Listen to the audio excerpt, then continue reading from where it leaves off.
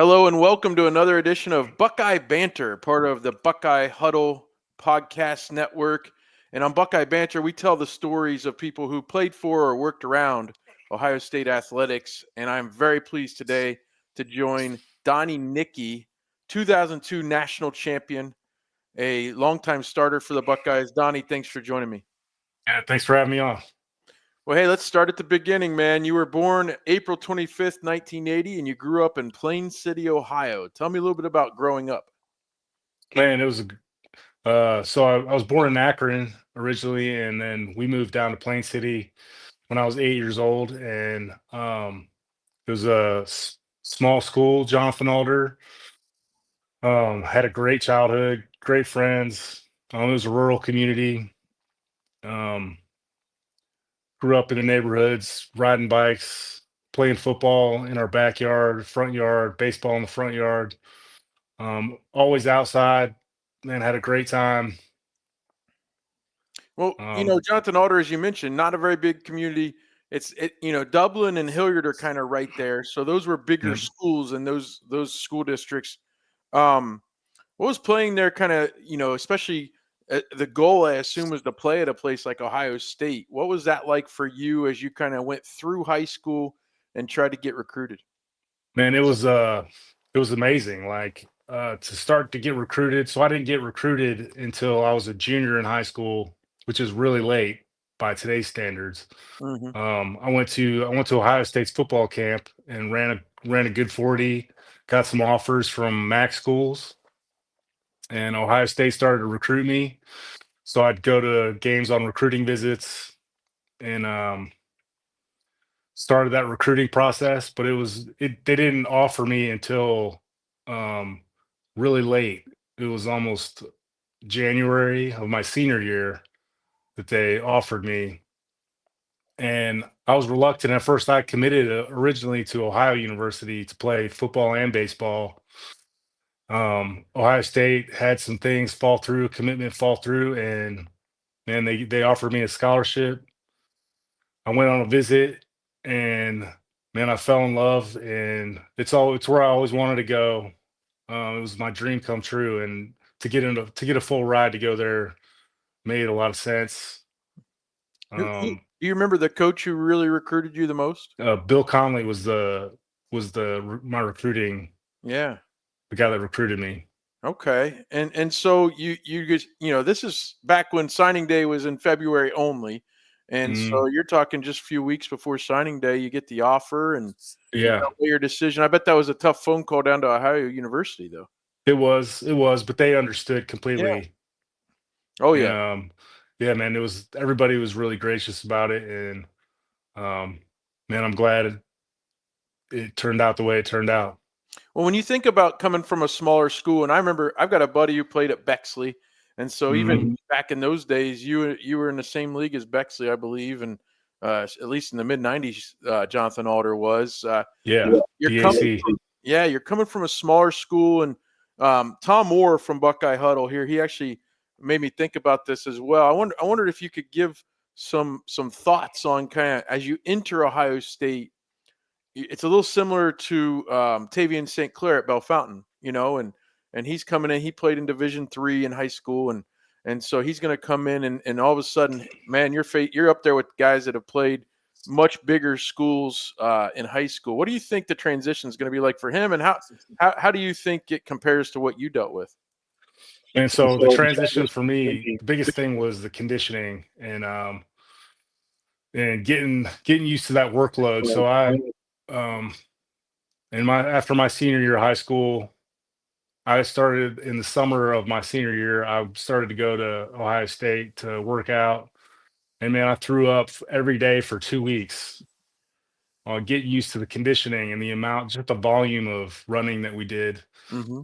It was really that was the biggest shock to me, and then just the nature of everyone's talent being so much better than it was in high school in my high school teammates. Yeah, Um, you were a but two-way player though. You rushed for 1,300 yards as a senior. Is that right? yeah, I played both ways. I played safety and then I played tailback. That's awesome, and certainly I bet from what you just told me about the conditioning and things like that, it, it's never easy. It's all relative, but in high school, apparently you just didn't have to do quite as much, right, to get ready as you learned pretty quickly you had to in college. Yeah, I didn't know. I just didn't know what I didn't know. Mhm. Our my high school program did we just didn't condition like we did at Ohio State, and then I never conditioned in the NFL. It wasn't nearly the volume that we did in college. So Dave Kennedy was our strength coach, Uh-huh. and man, he did a great job of breaking me in and pushing me and motivating me. I was going by fear at first, but then it was the competitive drive of everybody around me, and then really buying into the Ohio State culture and um, I don't know, just the competitive nature of what it's like to be a Buckeye. Well, Dave Kennedy certainly in the '90s was well known. In fact, our first guest, Greg Belisari, mentioned Coach Kennedy. So, it was known back then that he was going to put you through the tough times to get ready for the season, wasn't he? Yeah, it was a crucible for sure. Well, hey, I shared this story with you. I met you a few years ago. I was calling a high school football game, and I believe you coached at Hilliard Davidson, right, as an assistant. Um, Yes. Mhm. so we chatted a little bit, and I think I did something that only your parents could say they did. I don't know if you remember me telling you this. My buddy growing up was playing for Center College, so they played a game at Kenyon, Yep. and they played there in the morning, like late morning. And your brother Ian was playing for Kenyon. So as I said, I think myself and maybe your parents are the only ones who saw the Nickey brothers play two college games in the same day. That was pretty neat. Yeah, that's awesome. Yeah. Yeah, my older brother Ian played at Kenyon, and I used to go to his games on Saturdays after my game at Jonathan Alder. I play my game at Jonathan Alder on Friday, go to the game at Kenyon on Saturday, and there'd be about the same number of people in the Yeah. stands. Well, the big And takeaway then though for me was that Ian played defensive end. yes, He may have been as tall or a little taller than you. I don't remember for sure, but he wasn't as heavy as you. And here you are playing safety, and he's playing defensive end. That was just bizarre to me to see. yeah, The difference between the levels of where Kenyon played at their level and then where obviously Ohio State was playing. That was pretty amazing. You're a D1 safety, and you're bigger than your defensive line brother. yep, yeah, that's awesome. Well, hey, so the other thing I was looking up, you were also an all-state center fielder. You mentioned you might have played baseball at Ohio University. Were you on a state championship team at Jonathan Alder as well? Yeah, we won the state championship my senior year, and we actually won the game on graduation day. So instead of going to graduation, we had our graduation. They brought our diplomas to That's home cool. plate and gave it to us as after we won the state championship. Well, and certainly for me, remembering like Maurice Clarett was the first one I remember enrolling in January. Now it's normal. I think they said 29 players that were recruited by Ohio State this offseason here have already enrolled. And back then it wasn't like that. You were still able to play baseball your senior year. Yeah, it's a completely different era, completely different. Now guys are foregoing their senior year, which is to me is crazy. And I wasn't nearly developed enough. And Yeah. like I said, the conditioning is what was my biggest hill to climb. Hmm. So it took me a year of redshirting to really get used to the flow of the game, what was required of me, and that redshirt year, I really learned about the commitment it took to play at Ohio State. Right. Not only to be on the team, but to start and have a chance to play significant minutes. So it took me a year of development, and I went from about 100 and 185, 190 pounds to about 215 pounds Wow. in a year of Well, and working out and eating. that's what I was going to ask you about because that 1998 team, and look, I was in college at that time as well at Ohio State. And so that 98 team for me, I always actually try to compare like the 98 team to the '02 team because Man, had it not been for the Michigan State game, certainly Ohio State might have won one in '98. So I was wondering as I was getting ready to talk to you, you were one of the few guys that were kind of there on that 98 team as a red shirt, and then you played in 02. What was it like? Kind of did that help get you ready for what was to come as far as like, seeing how good you could be? And then I guess tell me a little bit about the talent on that 98 team. Man, it was amazing. We had Joe Germain Mhm. was the quarterback. Michael Wiley was the running back. David Boston, D. Miller were the receivers. Talent all over the defense. Andy Katzenmoyer headlined the defense. Antoine Winfield, Nate Clements started as a freshman. He was in my class. There was just talent all over the place. Like that team, we were number one the entire year, Mhm. and then lost to Nick Saban and Michigan State. Yeah, And trust me, I then, remember. yeah, that was rough, I was actually a man. sophomore, and I was calling the games back then for student radio, and I just remember. Well, the story is that I went back to my apartment about an hour after the game. I lived in Riverwatch Tower, and Yeah, so I had to yeah, carry a milk crate full of equipment from the press box to the. And I'm going through the tailgaters, right? All the people are still there. They're kind of crying in their beer, as it were.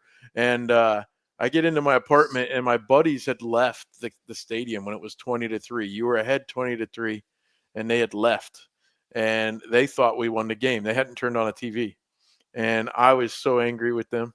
yeah, That man. was Dang. awful. Yeah, just Yeah, awful. But anyway, that was a heartbreaking loss, and it was the first like sign of weakness and adversity.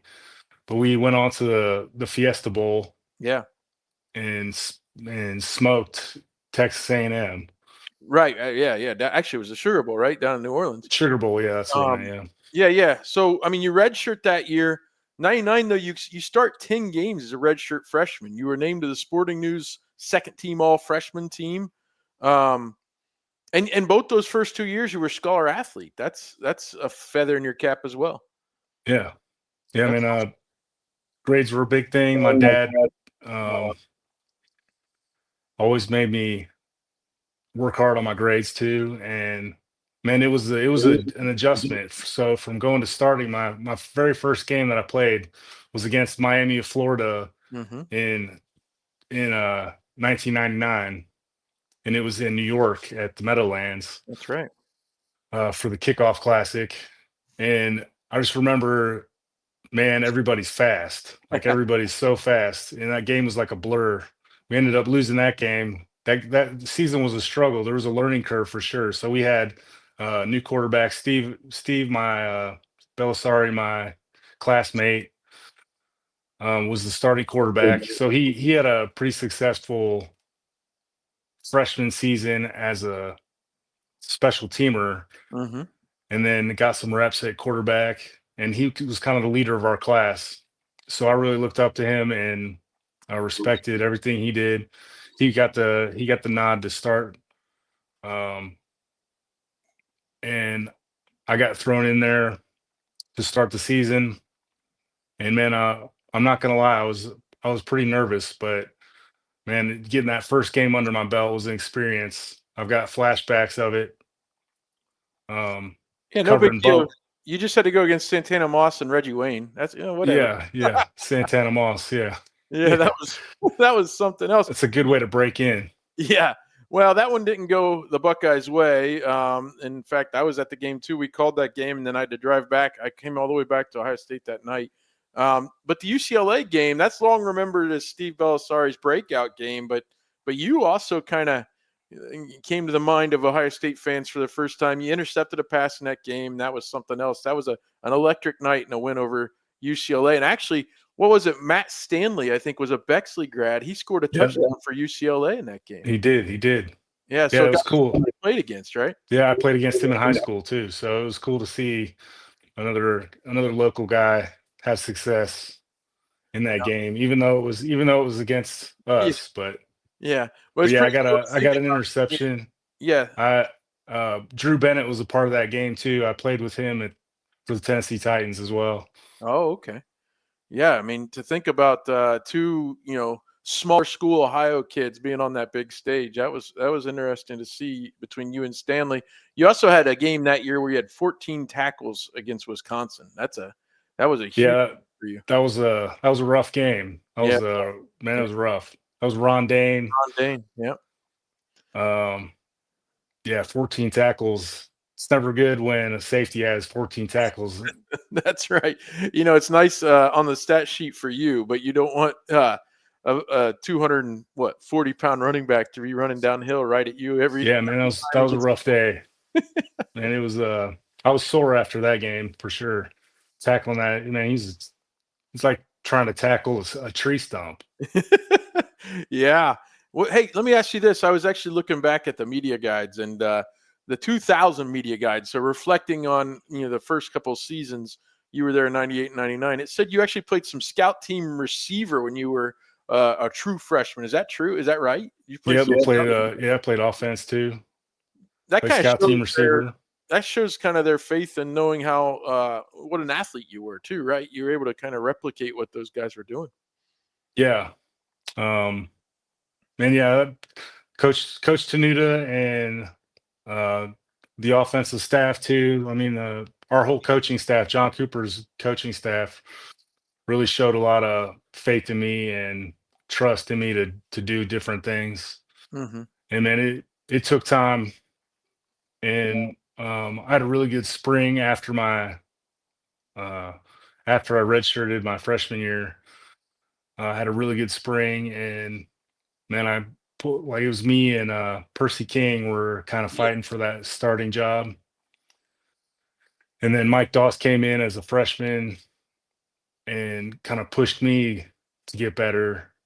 And then eventually, um, at the end of that 99 or at the end of that 99 season, in the Michigan game, I got demoted and he came in and started. And Okay. then Mike and I started the next 3 years together. Yeah, you did. And in 2000, you made honorable mention All Big Ten. And that's what I was wondering about. The media guide talked a lot about you switching from one position to the other. Was it from strong safety to free safety? Yeah. Uh, I think it was that way. And then Mike Doss certainly came in. Can you describe for me, because nowadays certainly safeties are, especially the way the Ohio State's been playing, safeties are kind of more interchangeable, I feel like. And what was the difference between the two positions? I don't think a lot of people understand that the two safeties had different roles. Can you explain kind of what the difference was? Basically, like the way we used to play is we had a lot of eight in the box. It was mostly stop the run. There wasn't a lot of spread offense until Drew Brees came around, and then we had to play too high. But and we played a pro style defense. So it was Fred Puggich was the coordinator. John Tenuta was my position coach, and man, they did a great job of preparing us, and it was really fun to play for them. An attack defense, really aggressive, lots of blitzes, lots of man coverage, and a lot of man free. So man free was probably our base coverage. And in that coverage, the strong safety is basically a linebacker down in the box, covering either the tight end or a running back. And then the free safety is back in the middle of the field playing center field. Hmm. So the center field guy in man free has between the hashes. His job is to murder anybody that comes within between the hashes. And then the corners are playing man on the outside. So you're giving them inside help to their weak spots. Okay. Okay. And certainly you mentioned Drew Brees. That was a heartbreaking game in 2000 because you're in a position to maybe make a run at a Rose Bowl if things could have gone right. But Drew Brees had that long touchdown pass to, I'll never forget, because my name is Seth. Seth Morales caught that pass. It was a 65-yarder. I Yeah, hate to man. bring up bad memories, but Yeah, that was rough. that was a tough one for everybody in scarlet and gray. That's for sure. Man, a lot of growing pains. Yeah. Yeah. Well, talking about growing pains, in 2001, you had to adjust to playing for a new coach, and kind of a whole new coaching staff. What was it like to have to make that transition as Coach Jim Trestle came in? And it was a challenge. So we really grew close to John Cooper and his coaching staff. And um, we're felt bad for Coach Cooper, felt like we let him down. Um, that it wasn't we just weren't good enough. I mean, the in '99 we didn't go to a bowl game for the first time and the last time in a long time. So we went 6-6, and man, it was rough. And man, just the transition was kind of rocky at first. It was Hmm. just kind of feeling each other out. But Coach Trestle really quickly laid down the framework for an infrastructure of teamwork and team building, and that was a different approach. Not that Coach Cooper didn't do a good job of that, but Coach Trestle really emphasized it and emphasized our personal relationships. So um, get to know each other really quickly, get to know each other on a deeper level other than surface, Hmm. and know that we play Play football football. together for each other, and really dig down to why are we here? What are we here to do? Yeah, I mean, And I remember I just graduated Donnie there. He got hired, and then I was still covering spring drills for student radio, and then I graduated in June.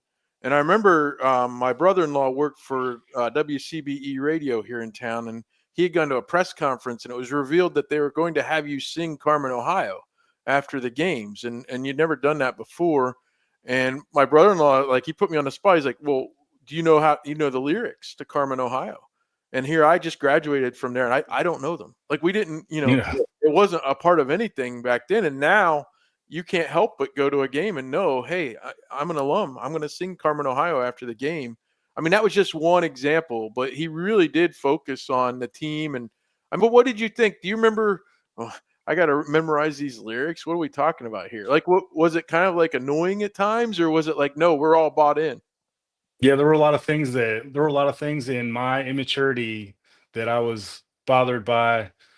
I was like, we're just here to play football. Well, no, it turns out we're not. Like there's a lot more to it, and there's a lot more to being winning program and upholding tradition than what I thought when I was that young. Um, I remember having an exercise where each player got a piece of paper and we had to write down the jersey number, name, and hometown of every student or everybody on the team. And I didn't understand what we were doing, but we were building a team that Hmm. cared for each other and really like propelled us to the next level. So once we started playing for each other, not that it wasn't that way before, but it wasn't a focus. So um, by that force kind of getting to know each other personal on a personal level, like we began to play for each other a lot harder, and man, we had some success. So the next couple years, in 2001, we still struggled, but we got to a Rose Bowl or not a Rose Bowl, Outback Bowl for 2000, Yeah, that was '01, and so you played the Outback both years against South Carolina. 2 years in a row. Year Yeah, year under John Cooper, the second year under Coach Trestle.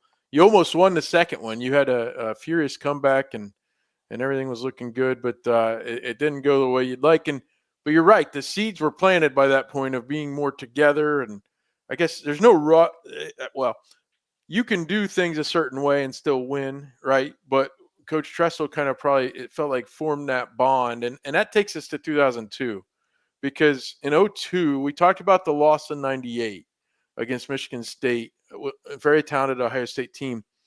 In '02 there were multiple games that could have gone against you.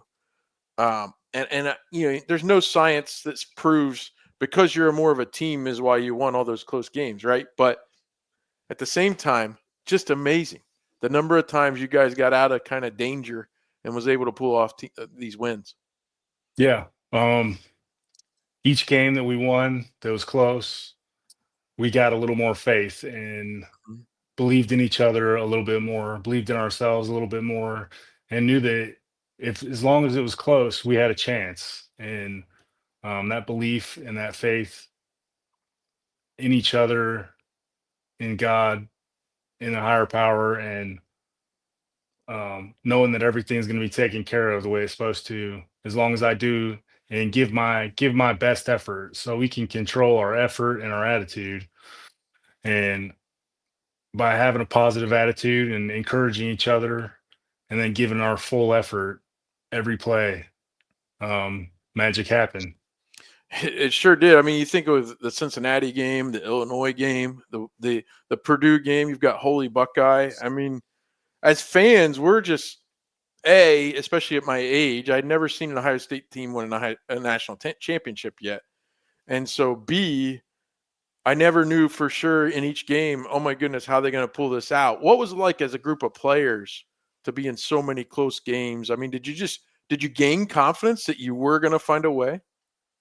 Yeah, the belief in each other and relationships just grew stronger and stronger as we went through those adversities and had close games.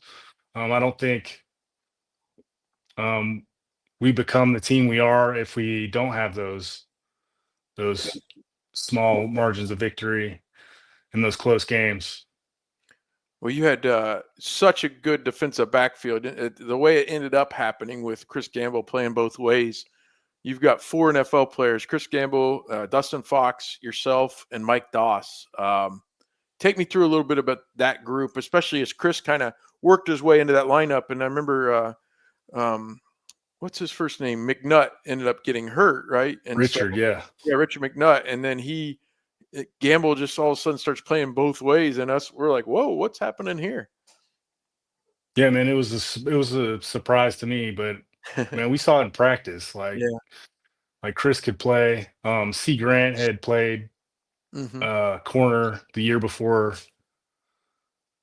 so he went from playing. And C was one of the best athletes on the team. He was in my class. We're very close to this day, and man, somebody I love dearly. And he went from uh,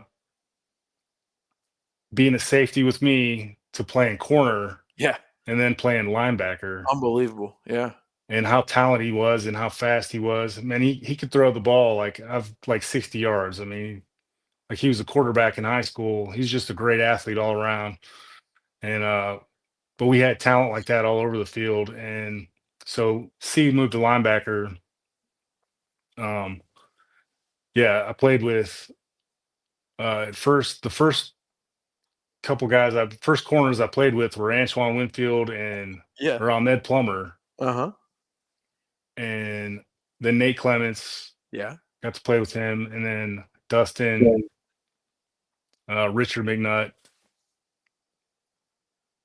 Chris Gamble. Yeah, it Yeah. was Just there was a lot of talent all over the field. But that's what it's like at Ohio State. The best of the best come to play there, and that's a long-standing tradition. That's always been that way, hmm. Well, and and we you have all to expected to win. right. You have to credit Coach Cooper and his staff a little bit. You go back even a little before your time, and you've got Sean Springs and Ty Howard, and if we're talking about defensive backs, and obviously Damon Moore. You Yep. saw Yeah, him Damon. close up as a freshman, a true freshman when he was playing safety. You get the win over Michigan at the end of the regular season, and I know you'd been on that '98 team that had got it done, but the crowd rushes the field at that point. You're undefeated. You're going to play in the national title game. Can you take me back to that feeling as the clock ticked off and the fans were all over the field? Man, it was amazing. Like I remember game ended, we won. The crowd rushes the field, and out of 100,000 people, man, I ran into my older brother, my younger brother on the field. It was like, hey, there you are, and saw him in the middle of the field of out of all those people. And man, I just remember thinking all of our hard work is going to pay off. We just got to finish this game. We got to finish the season out, and win this last game. Yeah, and then I mean, you go up against Goliath basically. It's Miami, a Miami team that beginning early in 2000 hadn't lost. They lost like Labor Day weekend or something like that, I think, to Washington in 2000. And then they ran off a string of wins in 2000. And then they won the title in '01. They'd won every game in '02. And you're talking about guys like Willis McGahee and Kellen Winslow and just up and down the lineup, just pros everywhere, which as it turned out, though, you had pros too. Some of your pros were a little younger, so they didn't all come out at the same time. But it was just an amazing collection of talent on that field. But of course, the run up to that game was that it's just going to be a blowout, right? You guys weren't you weren't going to have any chance. The funny thing is, it feels like though, as we look back on it, that fell right into the hands of Coach Jim Trestle, didn't it? Yeah, it did. And it it let us play the underdog and have nothing to lose, really sell out on preparing for that game. And like we just didn't have anything to lose. So we played loose and um man, just had an amazing game on all three sides of the ball. It was a combined effort. You're right. Now, I want to ask you about the last play. In fact, see Grant, charged through and bothers Dorsey. The pass comes through. I was on the field as a reporter covering the game, so I didn't really see this much until later because when you're on the field, you can't see like the elevated view. But when you watch the TV broadcast, I'll never forget. It looks like your trained mind is telling you, I need to intercept this pass. Yep. And you're kind of bent over like, oh, what do I do? And then you're like, no, like, let it go. It's over.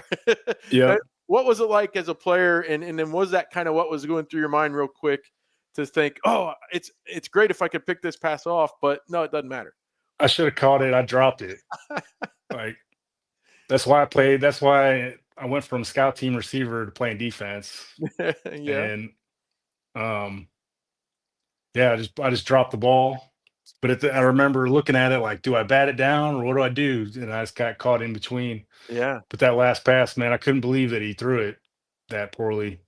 And man, I knew we won the game and it was on. So we earlier in the game, like the before the pass interference call gave us new life, man. I thought we lost the game. So I went from thinking we lost and heartbroken to ecstatic when we won the game.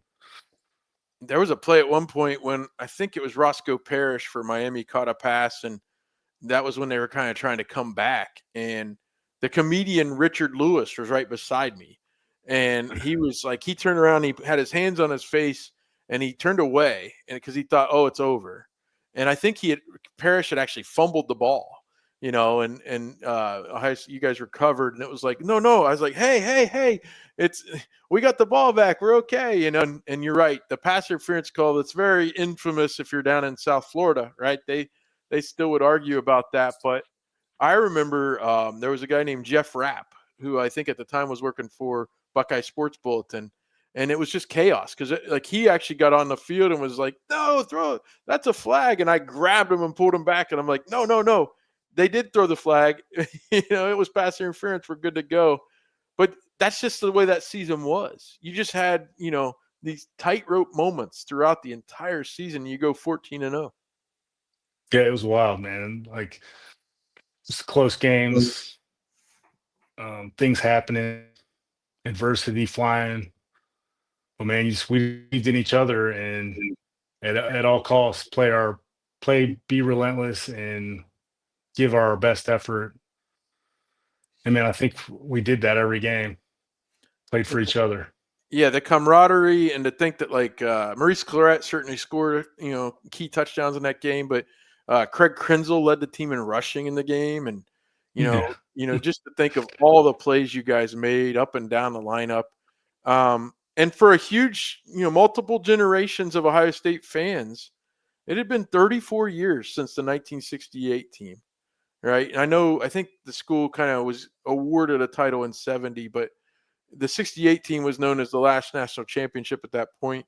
And to think of the fact that, here we are, and all the teams in the 90s kind of built toward this, right? I mean, Hmm. those guys that couldn't, pull it off, and you think about 95, 96, and 98. And then here you guys were, and you got to the mountaintop. I mean, it has to be great. And even I remember a few years ago, you had the celebration, the 20 years. All of you guys got back together. It's something else to think about being a part of that group, isn't it? Man, it's awesome. It's such an honor, and man, we're still close to this day. Um, just the family atmosphere that exists there, the tradition that exists at Ohio State, um, the pride that everybody carries, because we all know what we put in. We put our whole heart and soul into everything that we did, for that national championship. That was the goal. That's always been the goal. Um, in '98, came really close. We're a few plays. I mean, a few plays away from being a national champion in '98.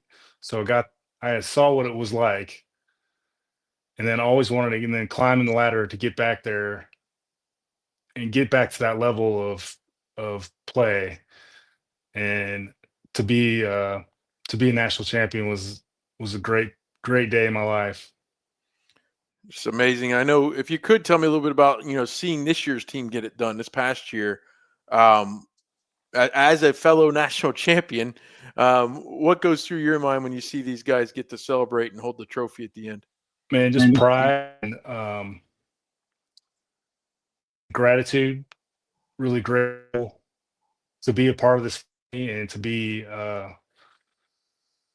on a national championship team, to get to witness it again, to see the tradition that still is going on, and thriving, and see how well we're doing. It's fun to be a part of that family. Well, and you're part of that. I mean, there's different points where we can look at and see the foundation being laid for what it is today, and certainly your group is at the base layer of that. It's just, anybody who knows anything about Ohio State football knows that Coach Trestle took things to new levels. Well, Coach Cooper did too. Coming out of a time when things weren't quite as good. It's hard to believe you look back at the certain times and think, well, this team won't even make a bowl game, and it doesn't happen. You mentioned '99. 2012, there was a ban on making a bowl, but that team went 12-0. Just pretty impressive to be a part of all that, I would think. Now, before I let you go, we'll talk a little bit about your NFL career. You're a fifth-round draft pick by the Tennessee Titans in the 2003 draft, but you played for 8 seasons in Tennessee. Hmm. I guess take me through that a little bit. I got one specific question I need to ask you about, but talk about sticking it out as a fifth round pick. Those guys don't stick around for 8 years usually. No, I remember my rookie year. I got to training camp, and one of the players on the team had gray hair. His name was Neil O'Donnell. Yeah. And I remember, like, oh, this is different. Like, these are grown men doing this for a living. So I got to experience training camp in the NFL team. So when I got to Tennessee, everything was a downgrade. So the practice facilities weren't as nice, the Mm, uniforms weren't as nice. So I realized that this is a business, and I quickly realized that my best ability was availability, and staying healthy, um, doing everything I could possibly on the team. I figured out pretty quickly that special teams was going to be my ticket to make the team. Um, we my rookie year, we were really good. Steve McNair was the MVP along with Peyton Manning, and to be on that team and to experience that was a shock. The length of the NFL season, going from a senior year of college football into a rookie year of 16 games, and then making the playoffs. We played at the my first playoff experience was in Baltimore against Ray Lewis and the Ravens, and I was shocked at how competitive and how crazy that atmosphere was. yeah. But I was hooked as soon as we got in that playoff game, man. I mean, just the regular season games. The first preseason game of my rookie year, Lance Schulters was the starting safety, and he had Bell's palsy and from a dental appointment. Oh So I wow. got to start. I got to start the entire game and play the first preseason game against the Browns, who was my childhood team, Yeah. and that was like a dream come true. So I played really well. Got to play the whole game, but the preseason was another adjustment. So just the length of the season. So you're playing 20 games plus playoffs. Man, after that first rookie year, I was tired, and man, I was beat. So I took some time off, and then my second year, I thought I made the team, and the punter Craig Henstrick got hurt, threw his back out. Well, I got cut. I got cut for a weekend, and then that was really where career took a change. So after that, I started um, hitting everybody in practice, playing with the chip on my shoulder, and really understood what was required of me if I wanted to make the team. And it was to be an enforcer on defense and an enforcer on special teams. So that was back in the day when we had the wedge. So four big defensive linemen, offensive linemen were holding hands together, and they tasked me with going to take up two blocks. Yeah. And man, I found out I could do that. I could turn off my brain and will myself to do that. And that's how I made the team. I became our one of our better special teams players after that second year, and had a really nice career, really great time. Um, Played with a lot of great players, Steve McNair, Kerry Collins, quarterbacks, Vince Young. Had a lot of good times. Really loved Nashville. I still live in Nashville. It reminds me a lot of Columbus, and um, they're trying to build a tradition down here. It's not quite like Ohio State, but nothing quite is. Yeah.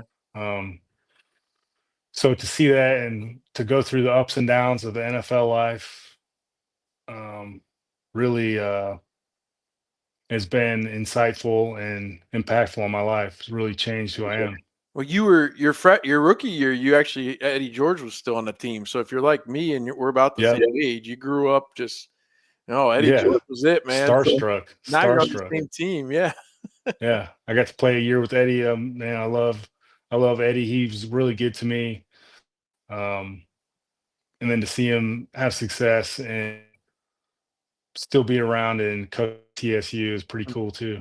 So you mentioned you started hitting guys in practice more. I want to ask you about this. I can't let you go without asking about up in Columbus. We heard about a little bit of a fight you had with Lindale White, the former Hmm. USC running back. What was that? Take me through that a little bit. And here you are, teammates, but you get a little bit of a scrape with him. Yeah. So training camp, I had to make the team every year. So I was competing my tail off every day. And Lindale was a rookie, so I don't know, he got mad because I was hitting him early or I was hitting him late after the play. Well, not after the play, it was during the play. It was just late in the play. Sure. And I was letting him know that like there's no free passes and hit him. He didn't like that I hit him kind of late. And so he spit at me. Ooh. I swung my helmet at him. I was trying to hit him with my helmet. And then the next play, so that got broken up. And then the next play, I caught him. He was doing an outside run to the right, and we were in cover two. And I came down and corralled him and started punching him. Got thrown out of practice. Um, I had to explain myself. And there's a few things that you don't do in football, and one of them is spitting at somebody. And that was kind of a cardinal rule. So I just had to enforce the rules. Yeah, Jeff Fisher was your coach, right? So he was Yep. he kind of has a reputation of being more involved in those types of situations. He probably was like, you got thrown out of practice, but he probably liked the fact that he had you in his corner to kind of be that enforcer, as you mentioned earlier. Yeah. Yeah. He encouraged it without encouraging it. Like Yes, it wasn't encouraged, but it was kind of implied. maybe a wink or something, right? Like, Uh-huh. hey, so I guess now you played the 8 seasons in the NFL, but as I let you go here, you've done a lot of coaching as well now. What's it like, kind of being on that end of it and being able to share what you know? It's awesome. It's great to give that gift away and help guys pursue their dreams. I mean, there's nothing better than seeing a kid and coaching a kid and seeing him like because anybody can really play. If you want to play college football, there's a place for you. Division 3, like I saw my brother play at Kenyon with guys that had never played before at Kenyon. So I knew that it was possible from watching my brother play. But coaching guys, really, the decision is yours. Like for everybody for everybody that's in high school, Like you just got to decide to play football. Like I want to play college football, and then you can find there's a place for you. It's just, are you willing to put the work in and get better every day on an incremental basis and really push towards your goals? And helping guys do that is the most satisfying thing that you can really do. Teaching the game of football and giving that gift away that I've been given from all my great coaches has been an honor, and I'm doing that with my son now, getting to do it with my 13-year-old. All right. Well, we'll expect the offer to come in from Ryan Day anytime now. No pressure. Yeah. But no, it's just awesome to see you. And I met you on a field a couple of years ago. You're helping out up in Hilliard. Just awesome to see you doing that. And Donnie Nickey, you're a national champion. You won a state championship in baseball. Just a great athletic career. Thanks so much for spending some time with us here on Buckeye Banter. Yeah, man. Thanks for having me. Appreciate it. All right. Thanks again, Donnie, and tune in. Please follow us on YouTube and anywhere you get your audio podcast. Thanks a lot. Yep. All right.